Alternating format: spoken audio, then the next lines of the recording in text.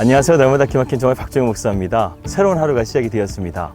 오늘도 주님의 은혜와 평강이 여러분들과 함께 하시기를 주님의 이름으로 기도합니다. 오늘 이곳은요, 제가 아침마다 기도하고 묵상하는 기도의 장소입니다. 오늘은 이곳에서 인사를 드리고 싶어가지고 이렇게 또 밖에 나와서 또 촬영을 하게 되었습니다. 이곳 뉴질랜드는 한국과 날씨가 좀 정반대예요. 그래서 계절이 한국은 지금 가을하고 겨울에 접어드는 시기라고 한다면 이곳은 지금 봄에서 여름으로 가는 그런 시기입니다. 지금 한국은 단풍이 절정이라는 얘기를 들었는데요. 참 그 얘기를 들으면서 한국의 가을이 참 멋있었는데 하는 생각이 듭니다. 여러분, 우리가 오늘 하루를 살아가면서요, 분명히 세상의 가치관과 그리스도인의 가치관이 충돌되는 그러한 일들을 우리는 맞이하게 될 것입니다. 그때마다 우리 날마다 기막힌 정우 식구들은요, 주님의 말씀 가운데 순종할 수 있는 그러한 승리하는 하루가 되기를 축복합니다. 어제 밖에 나와서 촬영하니까 너무 좋더라고요. 그래서 앞으로 날마다 기막힌 정우도 밖에 나와서 이렇게 촬영하는 시간들을 좀 이렇게 빈도수를 높여서 가지려고 합니다. 여러분들의 사랑과 기도를 통해서 날마다 기막힌 정우 힘을 낼 수 있습니다. 앞으로도 계속해서 기도해 주시고 또 많은 사랑 부탁드리겠습니다. 2020년 11월 10일 날마다 기막힌 정오 시작합니다.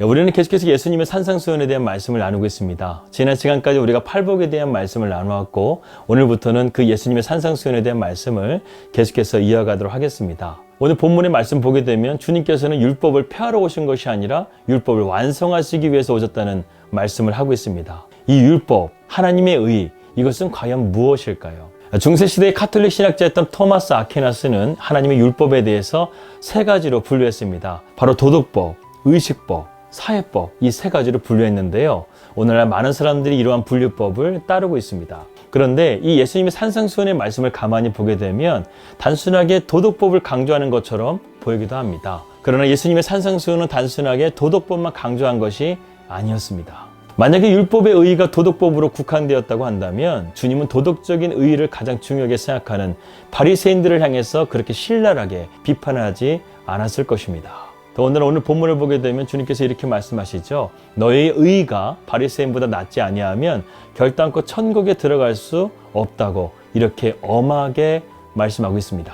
여러분, 그렇다고 한다면 주님께서 말씀하시는 하나님의 의의는 과연 무엇일까요? 먼저 우리는 주님께서 그렇게 경멸하신 이 바리새인들의 의의가 과연 무엇인지 한번 생각해 볼 필요가 있습니다.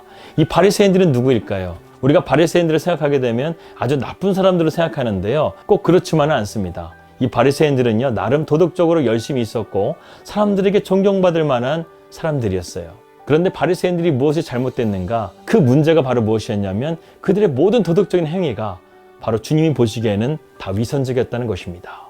네, 맞습니다. 이 바리새인들은 위선자들이었어요. 그들은 종교를 마치 마케팅처럼 사람들을 의식하면서 의를 행하는 자들이었습니다. 또한 그들은 세속에 물들어서 물질에 대해서도 잘못된 가치관을 가지고 있었어요. 그래서 주님께서는요, 아예 대놓고 바리새인들을 너희들은 돈을 좋아하는 자들이다 이렇게 말하기도 했습니다. 당시에 도덕적으로 존경받는 바리새인들을 향해서 돈을 좋아하고 너희들은 위선자라고 말하는데 바리새인들이 좋아할 리가 있겠습니까?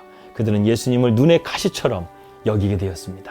그런데 정말 바리새인들은요, 쇼를 한 거예요. 그들은 자신들의 신앙이 순수하다고 말했어요. 경건하다고 말했어요. 하지만 주님이 보시기에는 그들은 순수하지 않았고 경건하지 않았다는 것입니다. 둘째로 바리새인들의 위선은요, 자기의 이기심에 근거한 의였다는 것입니다. 때로는 이 바리새인들이 자기의 잘못된 행동을 정당하기 위해서 하나님의 율법을 종종 사용하기도 했습니다. 그 대표적인 예가 오늘 주님께서 말씀하신 고르반의 사건입니다. 이 고르반이라는 뜻은 하나님께 드린다, 아주 좋은 말이죠. 그런데 이것을 가지고 바리새인들이 백성들에게 악한 길로 이끌었다고 주님은 말씀하십니다. 그 내용은 이렇습니다. 부모님이 생활이 어려워져 가지고요, 자식에게 도움을 좀 받으려고 자식을 찾아왔어요. 그런데 그 자식이 부모님에게 도와주고 싶은 마음이 없는 거예요. 자신이 돈이 있었지만 그 돈을 주고 싶지 않아서 그 돈을 고르반 하나님께 드려버립니다. 그리고 그 부모님에게 돈이 없다 말하고 그 부모님을 돌려보내는 거예요. 그리고 나서 성전에 가서 그 돈을 다시금 찾아옵니다. 당시에는 자기가 낸 헌금을 다시금 돌려받을 수 있는 그런 시스템이 있었던 것 같습니다. 이런 위선적인 가르침을 누구에게 배웠는가? 주님은 바리새인들을 통해서 그들이 배우게 되었다, 이렇게 고발하고 있는 것입니다. 그래서 주님은 공생의 사역을 통해서 그토록 바리새인들에게 분노하셨던 거예요. 이러한 사건 하나만 보더라도 바리새인들이 얼마나 율법을 왜곡하고 있었는가 우리는 알 수 있습니다. 세 번째, 바리새인들의 위선적인 의는요, 자기 자랑을 위한 의였다는 것입니다. 바리새인들이 기도할 때 주님은 이렇게 기도했다고 말씀합니다. 하나님이여, 나는 다른 사람들 곧 토색, 불이, 간음을 하는 자들과 같이 아니하고 이 세리와도 같이 아니함을 감사하나이다. 내가 일회에 2번씩 금식하고 또 소득의 11조를 드리나이다. 여러분, 이 기도를 어떻게 들으셨는지요? 여기에 반복적으로 나오는 단어를 우리는 주목할 필요가 있습니다. 그 단어가 무엇이냐면 바로 나는이라는 단어예요. 이 기도를 가만히 보게 되면 하나님은 없고요, 나밖에 보이지가 않는 거예요. 왠지 하나님께 기도하는 것 같긴 한데 자기 자랑만 하는 이 기도, 왠지 거북한 느낌이 들지 않으십니까? 어떤 교회는 헌금 명단이 있는데요, 그 헌금 명단의 순서를 돈을 가장 많이 낸 사람부터 적게 낸 사람으로 그 순서로 헌금의 명단을 기재한다는 것입니다. 그리고 그 교회 담임 목사님이 이것을 자랑스럽게 말했다는 거예요. 여러분, 이러한 것을 하나님께서 과연 기뻐하실까요? 저는 그렇지 않다고 생각합니다. 이처럼 바리새인들의 의는요, 하나님은 없고 나라는 의만 가득 채워진 의라는 것을 우리는 볼 수 있습니다. 그렇다고 한다면 참된 의를 받은 사람은 어떠한 삶을 살아갈까요? 첫 번째로, 참된 의를 받은 사람은요, 하나님 앞에 무조건 감사하는 삶을 살아가게 됩니다. 여러분, 우리가 받은 하나님의 의, 구원, 이것을 우리의 노력으로 받은 것일까요? 아니죠. 하나님의 전적인 은혜를 통해서 우리가 받은 것입니다. 그렇기 때문에 우리는요, 기쁠 때나 슬플 때나 언제나 나에게 이러한 구원을 주신 하나님 앞에 감사함으로 나아갈 수 있는 그러한 자들이 되어야 합니다. 둘째로, 참된 의를 소유한 사람은 의로운 삶을 살아가게 됩니다. 여러분, 우리가 천국에 들어갈 때 무엇을 가지고 들어가는지 아십니까? 우리의 물질일까요?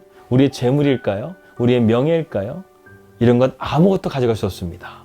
천국에 들어갈 수 있는 것 딱 하나 있어요. 그것은 무엇이냐면 하나님의 의입니다. 예수 그리스도의 의, 이 의가 꼭 있어야만 우리는 천국에 들어갈 수 있다는 거예요. 인류 최초의 인간이었던 아담은 이런 하나님의 온전한 의를 받았습니다.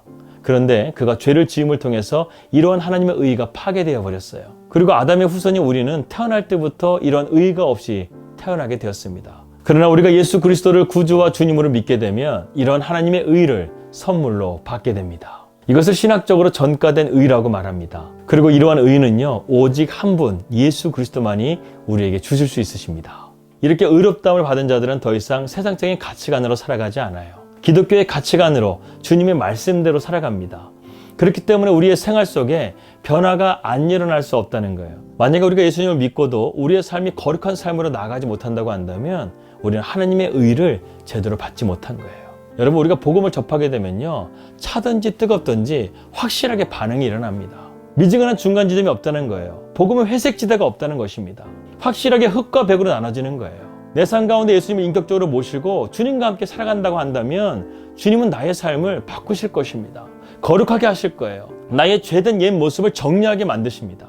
그런데 그렇지 않다고 한다면 우리가 정말 하나님의 의를 받았는가, 이러한 신앙의 점검이 꼭 필요합니다. 이런 신앙적인 점검을 할 수 있는 기준이 무엇인가? 바로 교리라는 거예요. 그런데 오늘날 교회에서요, 이런 교리적인 설교가 점점 사라져가고 있어요. 사람들은 교리적인 설교 싫어해요. 딱딱하고 고리타분하다고 생각합니다. 오히려 간증이나 세상적인 이야기, 그리고 재미있는 이야기를 듣기를 원해요. 하지만 그것은 그때뿐입니다. 말씀의 깊이가요, 마치 패스트푸드처럼 그때만 배가 부른 거예요. 그런데 문제는 무엇입니까? 금방 배가 꺼진다는 거예요. 아무런 영양분이 없어요. 하지만 교리는 다릅니다. 교리는요, 오랫동안 숙성된 에키스와 같아요. 말씀의 핵심을요, 수천 년에 걸쳐서 갖은 핍박과 고난 속에서 나온 에키스라는 것입니다. 물론 어렵고 딱딱할 수가 있어요. 하지만 진리의 영이 우리와 함께 하시면 하나님의 말씀을 우리가 깨닫게 되고 보다 하나님의 말씀을 깊이 볼 수 있는 영적인 눈이 열려지게 됩니다. 그렇다고 한다면 이러한 하나님의 의를 이루어가고 실제적인 변화를 일으키고 우리를 인도해 가시는 분은 과연 누구실까요? 그분은 바로 성령님이십니다. 성령님은 우리 주님께서 주신 가장 최고의 선물이에요. 저는 우리에게 많은 기도의 제목들이 있지만요, 가장 시급하게 먼저 기도해야 될 것이 바로 성령님의 임재, 성령님의 충만이라고 믿습니다. 왜냐하면 그만큼 성령님이 우리 삶 가운데 중요한 분이시기 때문에 그렇습니다. 성령님은 우리의 삶을 다스리시는 분이세요. 성령님은 우리에게 말씀을 깨닫게 해주시는 분이십니다. 성령님은 우리가 하나님을 기뻐하시는 거룩한 삶으로 인도해 가시는 분이십니다. 주님께서 이 땅 가운데 공생애를 사시면서 분명히 아신 것이 있었어요. 인간은 도저히 자신의 노력으로 하나님의 의를 받을 수 없는 존재구나. 이들은 연약하구나. 이들은 죄의 유혹 가운데 쉽게 무너지는구나. 이들은 마귀에게 늘 넘어지는구나. 내가 이제 십자가를 지고 이 땅을 떠나가게 될 텐데 이들에게 정말 필요한 것을 내가 주어야 되겠다. 그것은 바로 하나님의 영, 성령님을 이들에게 주어야 되겠다. 여러분, 주님께서 십자가를 지심을 통해서 하나님 아버지께 간구했던 것이 무엇이냐면 바로 보혜사 성령을 바로 우리에게 임하여 달라는 그 기도였다는 것입니다. 여러분, 성령님은요, 성부, 성자, 성령 이 삼위에 계시는 하나님이세요. 그리고 이 성령님은 하나님의 깊은 것까지 통달하시는 분이십니다. 따라서 우리 안에 성령님이 계시게 되면 우리를 다스리시고 우리가 하나님 말씀 가운데 순종하는 삶으로 우리를 이끌어 가시고, 따라서 성령님이 우리 안에 계시게 되면 하나님의 말씀이 깨달아지기 시작하고 우리의 삶이 변화되기 시작하고 우리가 하나님의 기뻐하시는 거룩한 삶으로 나아가게 된다는 것입니다. 이것을 한마디로 정리한다면 하나님의 말씀을 온전하게 이루어갈 수 있는 삶을 성령님께서 이끌어 가신다는 거예요. 그렇기 때문에 오늘 주님께서 말씀하신 너희가 바리새인들의 의보다 낫지 아니하면 결단코 천국에 들어갈 수 없다. 이 말씀을 이루기 위해서는 우리에게 정말 필요한 분, 바로 성령님의 임재가 우리에게 무엇보다 필요합니다. 오늘은 다른 거 기도하지 마시고요. 정말 하나님의 성령의 임재가 내 안에 충만하게 임하여 달라고. 그래서 하나님의 의를 이루어갈 수 있는 복된 우리 날마다 기막힌 정보 식구들이 되시기를 주님의 이름으로 기도합니다. 여러분, 성령님이 나와 함께 하신다고 한다면 두려움이 떠나가는 거예요. 어둠이 떠나가는 거예요. 내 삶 가운데 소망이 생기고, 그리고 하나님의 성령의 열매들을 통해서 천국 가운데 우리의 귀한 상급이 맺혀지게 될 줄을 믿습니다. 어떻게 우리의 노력과 힘으로 하나님의 의를 이뤄갈 수 있겠어요? 우리 힘으로는 불가능해요. 오직 주님께서 우리에게 선물로 주신 성령님, 이 성령님의 임재가 우리에게 가장 필요합니다. 오늘도 성령님의 임재 가운데서 승리하실 수 있는 우리 날마다 기막힌 정오 식구들 되시기를 주님의 이름으로 기도하겠습니다. 기도합니다. 하나님 아버지, 감사합니다. 오늘 이렇게 우리가 하나님의 의에 대한 말씀을 함께 나누었습니다. 바리새인과 같이 위선적인 삶을 살아가는 것이 아니라 성령님의 인도하심을 따라서 우리가 바른 하나님의 말씀을 이루어가는 온전한 삶으로 우리를 이끌어 주시옵소서. 성령님을 갈망합니다.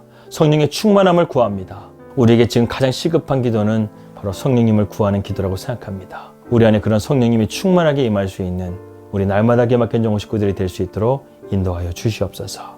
예수님의 이름으로 기도합니다. 아멘. 한 번뿐인 인생이죠. 우리가 주님 말씀 가운데 순종함을 통해서 그리스도인의 선한 영향력, 이 땅 가운데 확실하게 보여줄 수 있는 저와 여러분들이 되시기를 바라겠습니다.